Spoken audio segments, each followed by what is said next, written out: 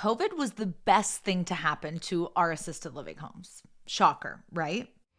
In the United States right now, there are 76 million baby boomers. The number one dilemma for these baby boomers?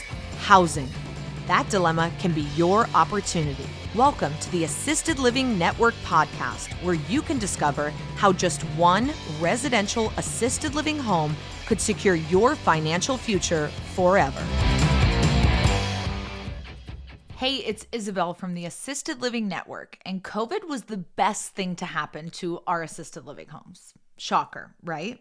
Well, how did the pandemic impact RALs? For big boxes, it was bad news. And when I say big boxes, I'm referring to the Brookdale, Sunrise, Atria, the big facilities. You put some barbed wire around the fence and it feels like a jail cell. For them, it was bad news, okay? They had a ton of deaths, a lot of oversights that came into the public eye. It showcased a lot of the neglect that happens in those facilities, people shoving food under the door, and there was no control of who's in and out and constantly changing staff. All of those negative things got highlighted during COVID, but in our care homes, it was vastly different. Some headlines during the time, right? ABC News said there was an LA assisted living facility that faces felony charges over deadly COVID outbreaks. Yikes. That didn't make everyone in California feel good about putting their loved ones in a home, right? I mean, it didn't make me want to put my loved one in a facility anytime soon. The Detroit News said Michigan nursing home complaints revealed deadly chaos in pandemic's early days. Yikes. If your loved one died and they didn't need to, didn't have to because of chaos that was happening in the care home, that is not okay. The Human Rights Watch says U.S. nursing home visitor ban isolates seniors. That's exactly what happened. These seniors, they were isolated because they stopped activities. They stopped socialization. They stopped visitors from coming in and seeing their senior loved ones. They stopped letting the seniors go out and get some vitamin D and get some sunshine. And they only checked on them in emergencies. They only checked on the seniors who desperately needed something, not those who actually needed just the regular care that they're supposed to be getting within, an assisted living home. I mean, you are paying for a room and care, and then to not give them care, that's not okay. And the deaths from COVID weren't just from COVID. A lot of them were from neglect. I watched my father die of COVID in the hospital, and I'm not saying that he died because of neglect, but I know a lot of patients in the hospital died for that exact reason. There was not enough caregivers or not enough nurses who were able to, take care of the seniors or the patients who needed them in that time.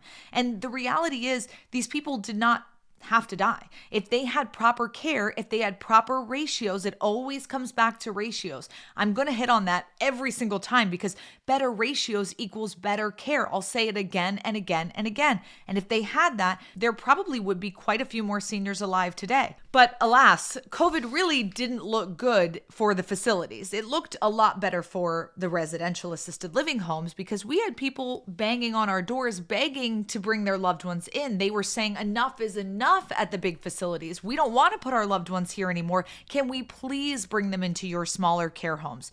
We lost people that didn't need to die because of lack of care, but that really was isolated into the larger assisted living facilities, not the RALs. We were seeing news time and time again saying smaller is better.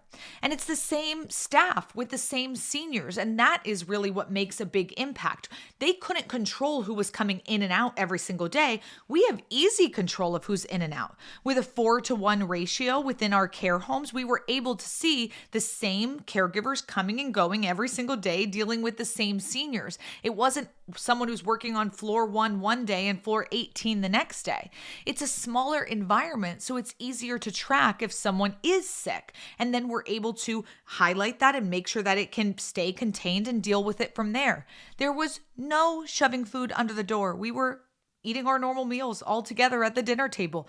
Visitors were still coming and going, and if they were wearing masks, that was a wonderful thing. And seniors were staying with their visitors. It wasn't open and having a ton of visitors coming and going, but we still allowed things to carry on like normal because seniors, they need that love. They need that family interaction. They need that sunshine. So yes, we went outside. We actually breathed fresh air and we got some vitamin D, and it was so, so important. We actually did a survey with thousands of RAL owners across the country at our RAL National Convention that we host every year in the fall. But in the fall of 2020, when we did this survey, we asked them to report any positive COVID tests or cases in their homes, and most of the homes reported 0 cases. Of all the COVID cases reported in senior living environments, less than 8% were in residential assisted living homes.